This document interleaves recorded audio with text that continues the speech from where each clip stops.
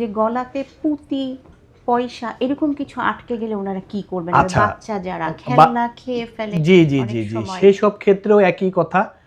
এখানে যদি আপনার পয়সা বা মনে করেন অনেক সময় কানের জামার দুল বোতাম।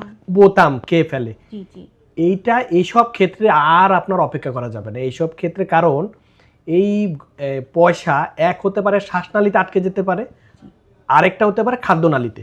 খাদ্যনালীতে যদি চলে যায় সেটা আপনার হয়তো আস্তে আস্তে সেটা খাদ্যনালীতে পেটের মধ্যে চলে যেতে পারে, কিন্তু ইনকেস যদি শ্বাসনালীতে চলে যায় তাহলে কিন্তু আপনার অপেক্ষা করা যাবে না। ইমিডিয়েট আপনার আশেপাশে যে নাক কান গলার হাসপাতাল আছে সরাসরি ওখানে যোগাযোগ করতে হবে, এক্স রে করতে হবে।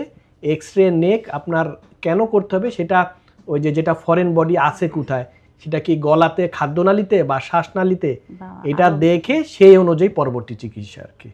স্যার আপনাকে অসংখ্য ধন্যবাদ গুরুত্বপূর্ণ তথ্য দেওয়ার থ্যাংক জন্য। You so much.